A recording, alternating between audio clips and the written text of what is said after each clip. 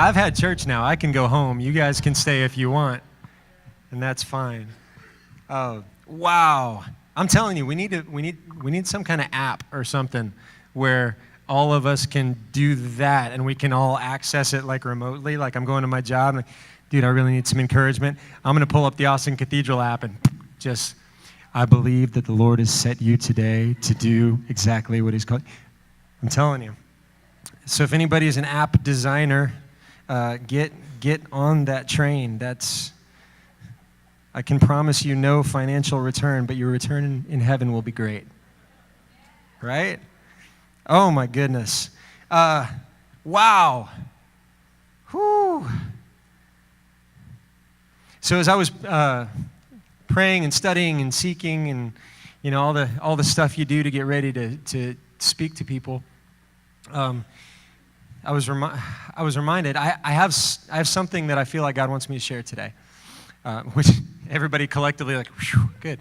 I have something that God wants me to share today, but as I was preparing, it just it reminded me there's just an additional thing. Like even just this morning, we were in worship practice, and I said, hey, I got to head over to. I went in the kitchen for just a little bit, sat down and took some notes. Because there's just a little bit of additional I just want to tack on to the end of what I'd already planned to say. Because, it's important when you're at a local church, when you're a part of a body, it's important to hear the word. But it's super duper important to hear the word as God wants you to apply it, right? Why? Here's the word. There's a lot of word out there, but why is that our word? Why is that being released today? And so I want to tack on to the end just an exhortation and some thoughts and an encouragement about what it is that the Lord has me to share in general. We'll get there. Stick with me, and it'll all be great. Let's see.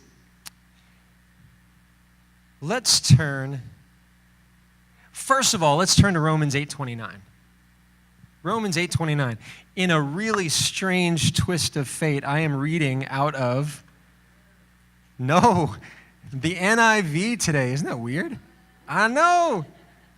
All of your collective minds have been blown right now because I'm reading out of the NIV. Romans 8:29.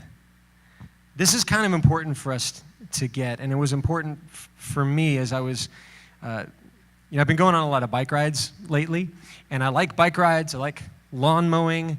I like stuff where where my body is busy doing something like super repetitive, because then my body's all taken care of. I tend to be a fidgety person anyway. Like if you're sitting at a table with me, it won't be too long before you'll hear like the chair that I'm sitting in will start to go because my knee is just bouncing up and down. I always have to be fidgeting with something. My body has to be doing something. I think I think better that way. So when I'm on a bike ride, like a long bike ride, there's the song that we sang this morning actually came on that "Breathe on Us." You don't have to tell me if you liked it or not. I maybe rather would not know. So as we were singing "Breathe on Us," like it was just a great experience. I went out on a bike ride, came back an hour later with a song. I'm thinking I need to go on more bike rides. That would be a good thing for me, I think. But as I was on this ride, the Lord started speaking to me about worship, which, I thought, God, that's a little on the nose, that I would speak on worship. Can I speak on something else so that shows I have multiple skills? And he said, no. He said, no, I want you to talk about worship. So in talking about worship this morning, we're in Romans 8:29. For those God foreknew, he also predestined to be conformed to the image of his Son, that he might be the firstborn among many brothers and sisters. Jesus is the firstborn. Jesus is the first, I've mentioned this before, he's the first of a spiritual species of beings, right? There was, Jesus is the firstborn among many brothers and sisters. I look at Romans 8:29, and it's a great reminder to me that, yes, I carry DNA. Dale mentioned this last week, actually. I carry DNA from my mom, Josephine, Mildred Shaw. She's not here, so I can say her middle name out loud. Josephine Shaw. I carry DNA from my mom, and I carry DNA from my dad, Samuel Dwayne Shaw. Right? I've got their DNA and the DNA of all my natural ancestors coursing through my body right here, and all those chromosomes, all that stuff going on in here. I've got their DNA that makes up what you see, and sometimes the way that I act. But Romans 8:29 reminds me that I've also got a whole different plane of existence going on. And so do you. And so all of us that are in Christ, and you know, we're operating on two different planes simultaneously. We have this natural world affected by all the natural stuff that is good stuff, right? I got good things from my mom and dad. I got great things from natural experiences that I've had. We oftentimes in church, I think we put this wall up between the things of God and all the things that are in the world. Now, things that are of the world aren't so great, but things that are in the world are here for a reason. Things that are in the world are here so that we can interact with them, we can have effect on them. They can help to challenge us and shape who we are. Just because something is natural, and Dale was alluding to this last week, just because something is natural doesn't mean it's bad, right? We are natural beings. If we were entirely spiritual beings, you wouldn't see me right now. My clothes would be on the floor, and I'd just be just all around. I'm a natural being, and so are you, and I'm thankful for it. I'm glad for it. And when I read Romans 8:29, it reminds me that I must be doing something right as a natural/spiritual being, because that's who Jesus was. The first of a spiritual species, Jesus, fully God and fully man, operating on two different planes of existence. I'm not going to camp out here for too incredibly very long, but I wanted to just, part of what's bringing what I want to share up today is that there's been a lot of what's been happening in the Word over the last month or two has been, you may have heard this word again and again and again, alignment, agreement. Alignment and agreement. Pastor has been sharing about aligning our heart with his heart and aligning our hearts with the Word. And when we do that, when we align our hearts with his, then we align our will with his will, and we actually become effective for him. A month ago, I was talking about aligning our hearts and aligning our ears to be able to hear the heart of the Word instead of just reading the letters of the Word, because the letter of the law kills, but the heart and the Spirit of God, that's his intention, that's his motivation, that's why he's speaking the Word. So I was talking a month ago about aligning our ears to hear the heart of the Word. Dale Gentry last week was speaking about embracing and striking that balance between our natural selves and our supernatural selves. And that was a really powerful message for me. It was really, really good stuff. And about finding that balance, finding that alignment. And so as I was thinking about all this alignment and Romans 8:29 and being, operating on two different spiritual planes, it just occurs to me that the moment that we as Christians are the most intentional, the most purposeful typically about embracing both of those planes is when we're in worship. It's when we're in worship, and we were doing that this morning. We do that every time we come together, Friday night, Sunday morning. We've got natural physical bodies that on a Sunday morning, quite honestly, rather be doing something else than standing and dancing and raising hands and shouting and moving to the front. If your body doesn't particularly want to move to the front at this moment, I'd rather just sit down. But we bring our bodies into alignment with what our spirit is longing for. God's Spirit calling to our spirit, drawing us in, and we intentionally say, okay, body, it's time to get moving. Let's do it. I'm going to bring my body into purposeful and intentional alignment with what it is that my spirit is needing to do right now. I'm going to eliminate all the other distractions. I'm going to hone the way that I'm going to hone the things I'm listening to. I'm going to whittle down the things that my body might want to do, and I'm going to focus, right? And if this doesn't make any sense, and you don't focus your body during worship, then I don't know. Because I feel like I feel like for me, in times of worship, I have to be really, really, really intentional, which gets me into the next thing that I want to talk about here. Actually, I have a video clip. That's the next thing I want to talk about. Don't run it yet. I want to set it up.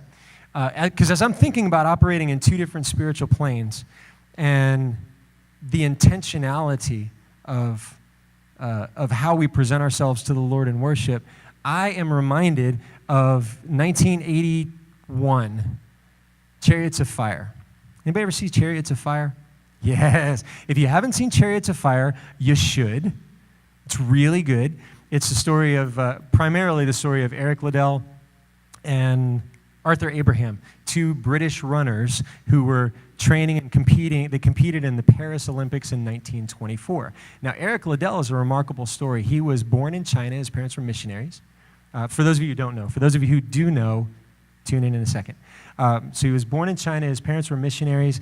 He left China to go to school in England, and then he was educated in college in, I think it was Oxford. And then he felt this strong call to go back to China and to follow in his parents' footsteps. He was born and then eventually died in China. After the Olympics in 1924, he moved back to China in 1925 and lived out the rest of his days there as a missionary in China.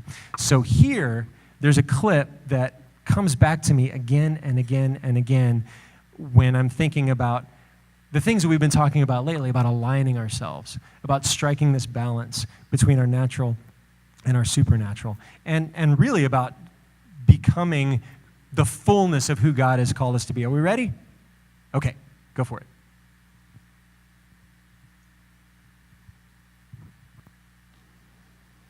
I've decided. I'm going back to China. The missionary service have accepted me. Oh, oh, I'm so pleased. But I've got a lot of running to do first. Jenny, you've got to understand. I believe that God made me for a purpose. For China. But He also made me fast. And when I run, I feel His pleasure. To give it up would be to hold Him in contempt. You were right. It's not just fun. To win is to honor Him. So, in case you didn't hear some of that, either the volume was too low or he was Scottish. So, it's like listening to Shrek talk about running. He says, I was accepted, I'm going back to China. And she's very excited. And he says, I've got a lot of running to do first. I've got a lot of running to do first. And she's confused about that. Well, you've been called back to go to China. Why do you need to train for the Olympics? And he says, and it's beautiful and brilliant and I think applicable to our lives. He said, Jenny, you have to understand. I believe God made me for a purpose, going to China, being a missionary, fulfilling His calling. But He also made me fast. And when I run, I feel His pleasure. He says, He made me this way. And so to do anything less than pursue it with the fullness of all that I have would be to deny Him. Isn't that something? Isn't that something? And so as Dale was speaking last week, and it was sort of fueling this message, Dale was talking about natural giftings and supernatural giftings and how it's God gave you both. And it's okay to embrace and to pursue both. And when I think about Eric Liddell, it reminds me of just, it brings to light for me, like, I know I was created for a purpose. I'm just telling you now, I know I was created for a purpose. A few of them. One of them is that God has purposed me to give His people, whether it's just us as people or anybody else who wants to listen, He's purposed me to give people melodies and lyrics with which they can declare who He is. That's my purpose. That's what I'm supposed to be doing here. The song that we sang this morning, thank you for confirming that God's purpose for me, I didn't miss it. Thank you. I appreciate it. But He's made me to write those songs that I write. Sometimes I do a better job than others, but He's made me to do that. He's made me to take to take lyrics and melody and to give people language and a bridge to connect in song with his Spirit. That's what I'm here for. But he also made me enjoy sports, right? And so he also saw to it that I could have a bike, right? And so I don't spend my entire day, every single day, writing songs, or we'd have more songs. I don't spend all my time doing that. He created me for that purpose, but he also gave me a heart of compassion and love and adoration for that lady right there. And for all 3 of them kids that we made. He gave me them. So to not pursue them with the same passion that I pursue the thing that he purposed me for would be to deny him. Right? So when we're talking about worship, what we're talking about here is matter of position of heart and intentionality. Getting back into worship. Intentionality. Oh my goodness. So as there's a Chris Tomlin song that says, "You and I were made to worship," right? And I truly believe that. God has created us to worship. If it's not God, as you've seen, we'll find something else to worship. We'll lift up whatever we can because there's something in our spiritual DNA that is created to worship. So if it's not God, it'll be something else. So hopefully we can continue to choose for it to be God. But the question isn't even then about whether we're going to worship. The question is whom. It is whom. The question's whom, and the question is how are we going to worship, right? And what I get out of that Eric Liddell line from Chariots of Fire is that to worship with anything less than the fullness of who we are is to do God a little bit of a disservice. And honestly, to not live up to our full calling, right? To worship with anything less. And I'm not talking about, I've got a broken leg, otherwise I would stand, Darren. I'm not talking about that. I'm talking about in here. To come with anything less than what the fullness of what he's put in our hearts. To come with anything less than that. Every time we come to worship him is to undercut who he's created us to be and to give him a little bit less than the glory that's due his name. It is so important. Can I say this? That you are at your most effective when you are worshiping. You are at your most connected when you are worshiping. You are at your most beneficial, not only to your own life, but to the environment around you and to the God you serve when you're worshiping.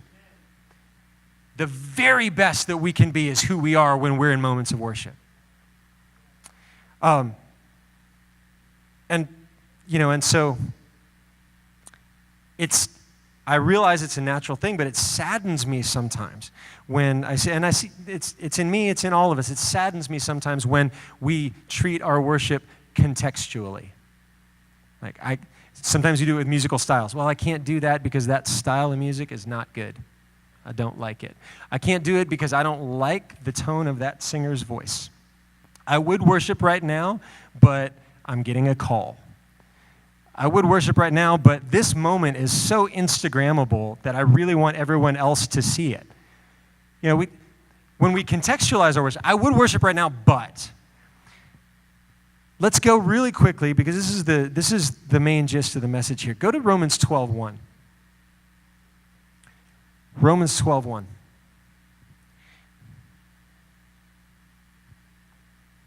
And in the NIV, it says, "Therefore I urge you, brothers, in view of God's mercy, to offer your bodies as living sacrifices, holy and pleasing to God. This is your spiritual act of worship." We tend to put this wall of separation between what our bodies are doing and what our spirits are doing, right? But what we're reading here in Romans is presenting our bodies as a living sacrifice is our spiritual act of worship. I was speaking with Anchor, not last Wednesday, but the Wednesday before, and we were talking a little bit about Mary and Martha. Actually, let's go to that real quick. Let's go to, where are we? I think it's John 11. John 11. Yeah, John 11, verse 17. There's something really interesting in here that got some of this kicked off for me, and I was thinking about this. We tend to look at Mary and Martha as classic examples of like, well, somebody is spiritual, and some people just like are way too like practical. And if you've ever been called a Martha, has anybody even here ever been called a Martha? And did it feel good when people are calling you, oh, you're such a Martha? Like, why is that bad? Why is it bad to make the dinner? Why is it bad to realize that, oh, the shopping needs to get done? Why is it bad to make sure that the tables are set up? That's not bad. It's not bad at all. It's also not bad to lay at the feet of Jesus. That's good too.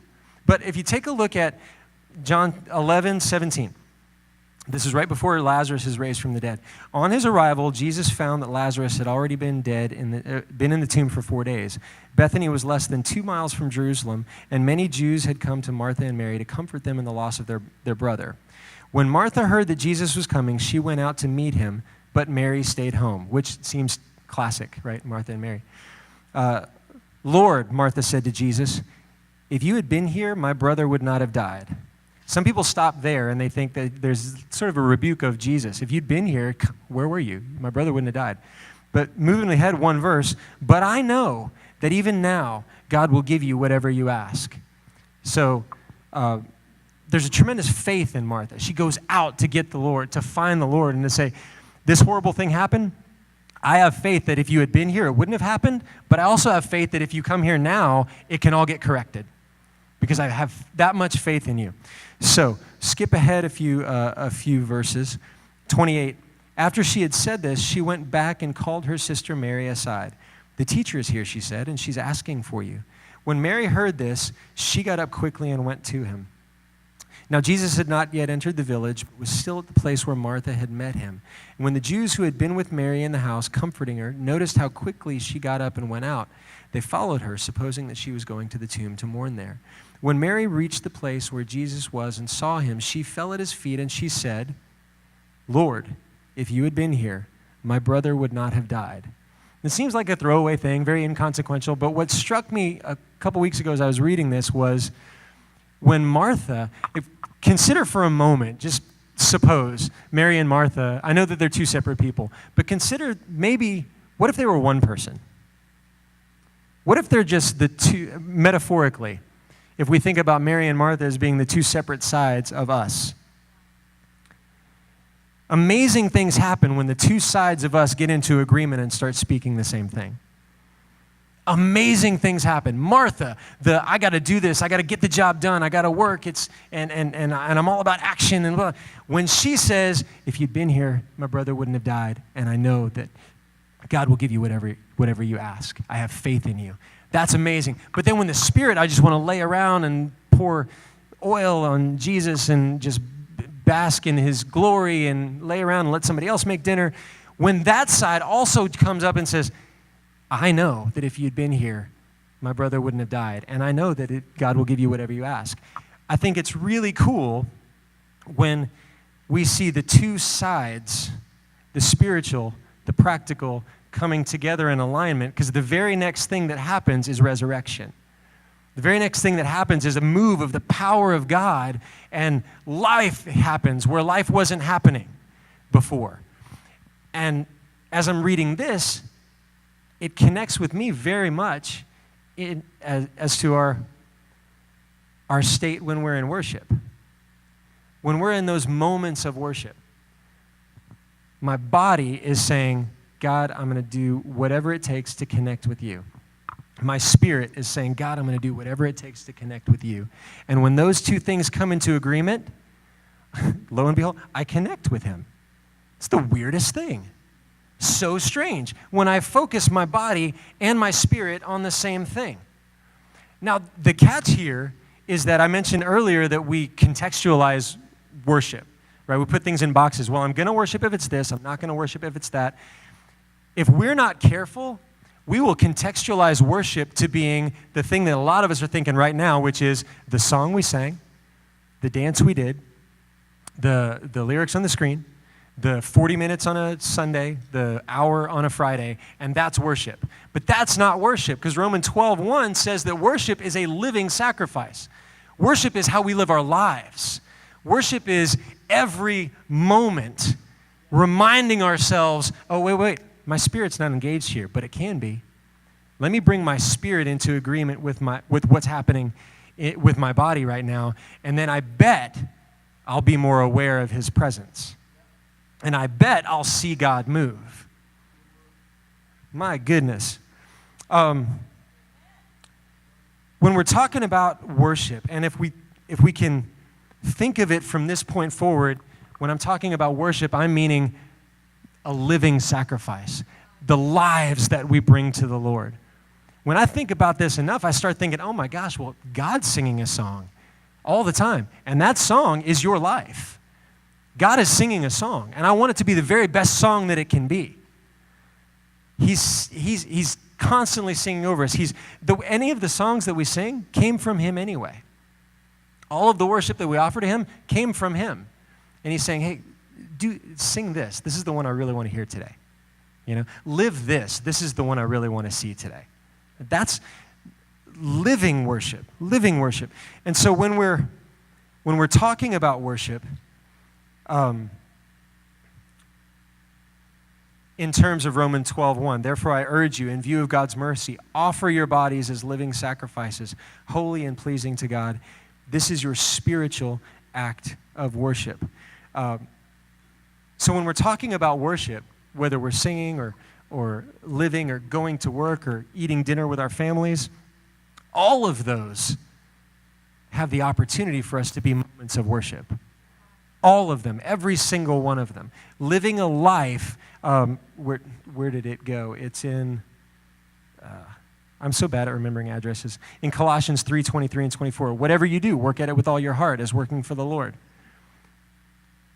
Whatever you do, do it with all your heart as working from the Lord. And that's really what it comes down to, is in worship here, when we're musically doing some stuff and there's artistic expressions going on, it's not a question of what are we singing, what's the melody, how fast is the song, is there a banner, is there not a banner, are we dancing or not? None of that is the issue. Pastor's saying this all the time. The issue isn't the issue, right? None of that is the issue. The whole issue in worship is, how is our heart positioned? How is our heart positioned? Because I know, and you know, that we've been in the middle of awesome worship services where lots of people are apparently experiencing a touch from God, but I'm not. You ever been there? It's okay, I've been there. You can be there if, it happens. I've been in amazing worship experiences where people, apparently, the Holy Spirit was there. And I didn't even know, because my heart wasn't positioned in a place where I could connect with him. My body was doing all the right stuff. Raise your hands. Okay. And we're going to sing this again. All right. How great is our God. I think how great is it, Now, let's all dance, If you're rolling your eyes and doing this, then you're probably not in it. You're probably not positioning your heart correctly. But we've all been there in moments of worship.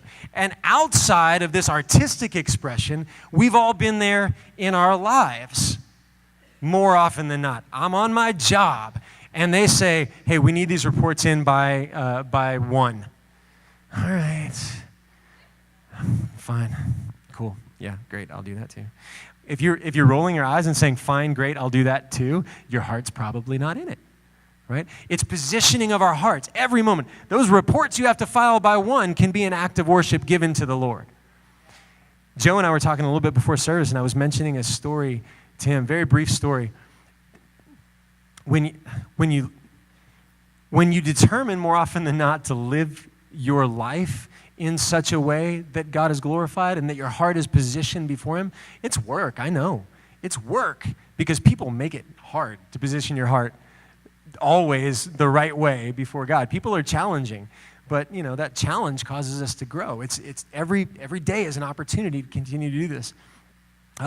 Just a quick thing that this still floors me.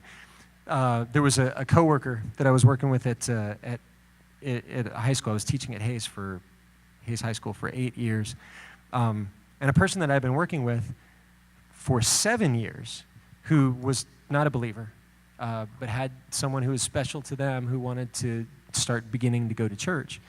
So that person came to ask me some questions. This was 7 years into our relationship. I had beaten myself up a little bit over those 7 years thinking, man, I should really be preaching more here in this workplace. You ever done that? I should really be, I wish I had tracks. I wish people liked that, I wish I had done this. I wish I had done that. Lord, I'm so sorry. You ever go to your workplace sorry to God that you're not better? It's the worst feeling in the world. But along with that, as we're positioning our hearts before God and saying, because more often than not, I would go into work saying, God, just, let me see this as you see it today. Let me see, because when you're dealing with teenagers, you got to do that. All day long, you've got to say, Lord, let me see every student that I have the way that you see them, or I will kill one or two. But then I can have a prison ministry, so that would be cool, But so more often than not, I would go into work saying, Lord, give me your eyes, when I'm doing this thing you've called me to do, I'm getting to this in a second, and then I'll close. When we're doing the thing that he's called us to do, we need to be positioning our heart and inviting him into that thing that he's called us to do. And so working with this person for 7 years, shortly before working for the 8th year, this person comes to me and says, I need to ask you some questions about church and about God and about, because I've been away from that for so long. I don't know. So what do you think about this? What do you think about that? Midway through our conversation, which I thought, man, this is really cool. I said, so I'm just curious. Like, we've never had a conversation about this stuff before. So why are you coming to me now? And my coworker said, well, honestly, I've never known personally a Christian who's a nice person. So I figured I could come to you. I know, wow, right? You never know the influence that you have, those acts of worship that you do just by living your life. The Bible said, if I'll be lifted up, I'll draw all people unto me. And that should be our focus, not only in here, but out there. We should actually not even term things in here and out there. We should just say that should be our focus, period. Aside from context, aside from geography, aside from circumstance, the positioning of my heart so that it's an attitude of worship should be my default. And that way, everything that I do becomes an act of worship to our God, something that brings him praise, something that brings him glory, something that brings him honor. Yes, I know I'm created for a purpose. I'm created to write songs so that people can worship, but I also just really like people, and God made me that way. And if I choose not to do any of those things to the best of my ability, then I'm denying who he made me to be. Because he made me to be that really nice person who's in a workplace and someone says, hey, they're a Christian and a nice person. Maybe God's not so bad. And for me, that's a huge win. That's a huge win when so many people are told so many negative and bad things about God. Huge for me that somebody would say, hey, you're a nice person. Maybe I'll give God a chance. Woo, my goodness. Wow. So,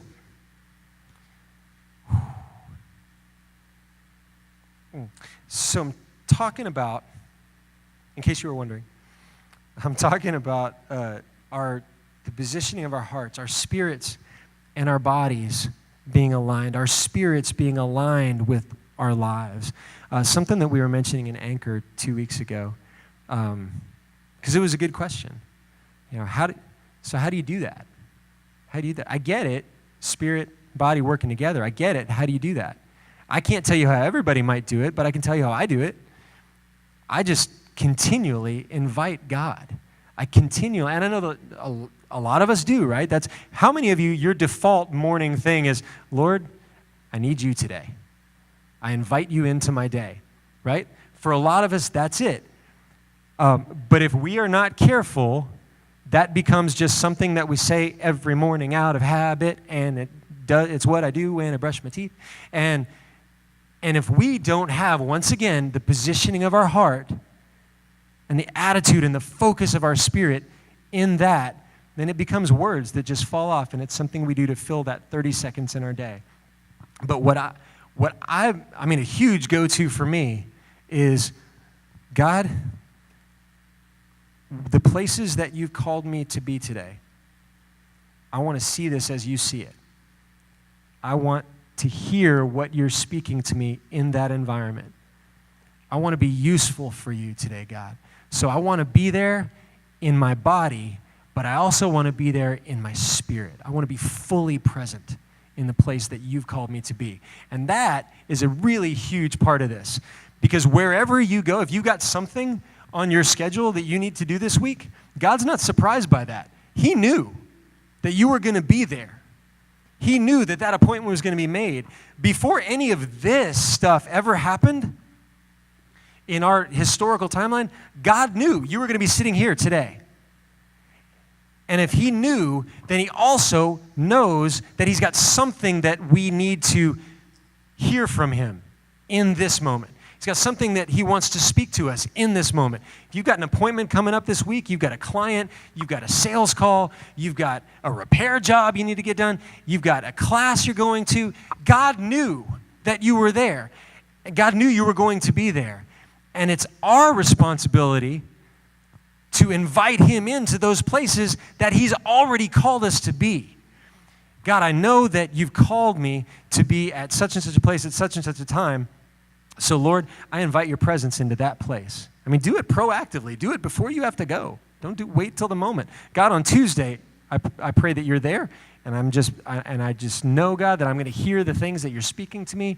I'm going to be fully present in the spirit and in the natural with you there. It's not about who we worship, because we're going to worship. I'm sorry. It's not about whether we worship, because we're going to worship anyway. It is about how we worship, and how we worship, not as much, what we're doing with our, like in a musical context, what we're doing with our bodies, whether we've got a good voice or a bad voice, whether we can play an instrument or not, whether we like flags or don't like flags, any of that stuff. It's not about any of that. It's about proper positioning of heart. It's about, where is my heart when I'm worshiping? And if worship is my life, where is my heart when I'm living? Where's my heart when I'm living this life? Right? Because if we can't, I'll close with this because it's about time. When Eric Liddell, I said it's about time, that's kind of arbitrary. I don't actually know that it's about time. I don't know. We don't have a set end time, but here we go. So when Eric Liddell is speaking about running, he says, and I think it's just so beautiful, he says, I have a purpose, but God also made me fast. And when I run, I can feel his pleasure. So to run, for him to run as anything less than an act of worship would be false. To do what God made him to do and designed him to do with anything less than the heart that he would put into worshiping, studying the word, praying, would be a counterfeit, right? And wow, what a prescription for living a life from this day forward. Now, the reason that I mentioned that I was going to tack on a little bit that the Lord was showing me is just specifically about, or telling me specifically about us. Over the years, I've shared a lot of messages. I've had opportunity to speak a lot, and most of those messages have been in some way, shape, or form about worship. In part, I think, because that's the position that I have here. But like Todd was, when Todd was speaking and blessing the word just a little bit ago, he referenced that this is a word for all of you who are here in this room today. And I believe it's a word for our church about worship and about the positioning of our heart and about not only worshiping in music in the way that we've sort of compartmentalized worship to be, but treating worship as our bodies a living sacrifice. I think that part of the reason why I end up talking about worship so much is because that is a big part of who we are as a church, and it's a big part of our destiny and where we're going as a church. God has, you know, in the foyer, there's a lot of words that have been spoken over our church. When we worship, we come into agreement with God's will for this realm, right? When we enthrone, I've mentioned this a lot. There are a lot of great worship songs that talk about how I feel about God. There's a lot of those are wonderful. They're beautiful. I sing them when I'm by myself. There's nothing wrong with any song that talks about, but here you may notice we do a little different. Most of the songs that we sing are songs that are declaring not how I feel about you, but who He is.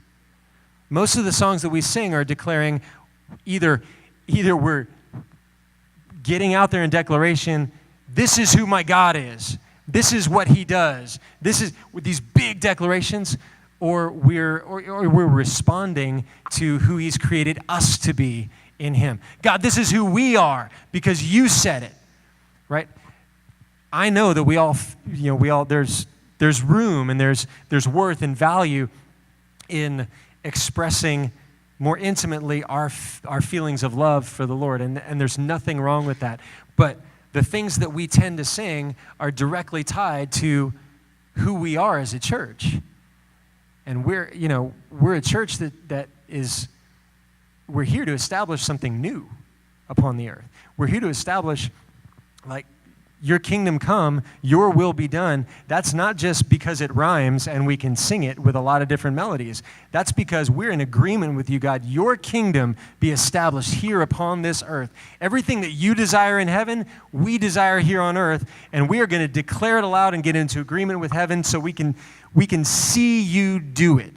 I'm mentioning this today about offering our bodies as a living sacrifice because if we are to affect this earth that He's called us to, He's called us all to be living here in this city at this time in history. Those declarations that we sing here, if we relegate worship to just the 40 minutes we spend on a Sunday and the hour that we spend on a Friday, and it stays here, then it stays here. And I don't know about you, but I don't see the multitudes coming in to join us to sing it. I see us, and I love us, but if we are to take the things that He's declaring here, if we are to take the kind of passionate, heartfelt position, Father, do whatever it is you want to do in this earth. If we're going to take the passion that we put into worship, and if we're going to affect the world, we've got to take that same passion that's in our worship, and we've got to infuse it into our daily lives. Because you all have a circle of influence that I don't have. I actually have it easier than everybody else. This is my circle of influence directly. I've got other places that I go, other things that I do, and like us all, I try to make sure that, Lord, I'm going to position my heart so that I can be effective for you. But my primary circle is right here, and you guys already like me. And I can say things like, hey, let's sing this, and you're like, okay. My job is actually, it's easy in that sense. But anyway, I won't go into, anyway. But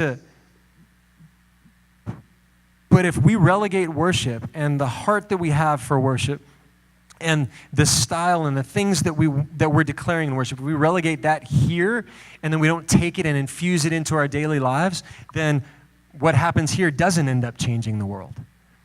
What happens here ends up staying in these four walls because we need to be living epistles of what's happening right here. If God deposits something in our spirit here, we need to take it out there. If God is revealing to us, hey, the position of our heart needs to be turned towards Him, because the same thing that fuels my purpose needs to be the thing that fuels my passions.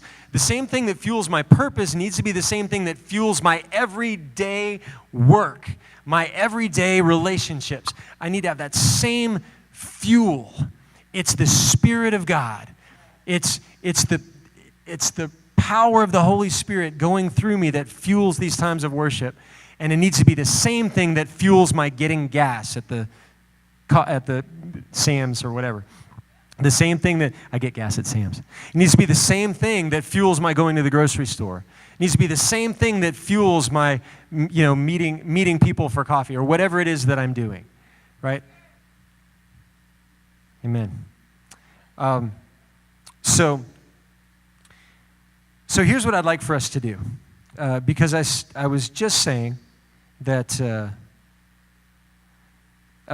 worship is so much more than the songs that we sing. So for a weird thing, I don't know if anybody's going to be confirming the word or whatever. If we do that, that's great. But after we confirm the word, I'd like for us to live this out just a little bit. We normally close in a song, but worship is so much more than a song that I'd really like for us to close in a different way.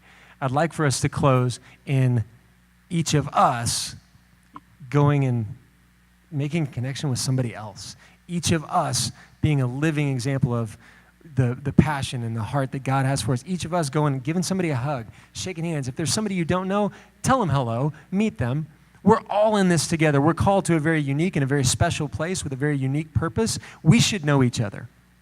So instead of closing in a song, what I'd like to do is I'd like for us to close in a time just of fellowship and giving people a hug, high-fiving them, blessing them, because everybody's about to go into a week, and everybody's got to carry this heart into their weeks. We've all got to do that. So let's build each other up before we send each other out. Cool? Amen. And that's all I got.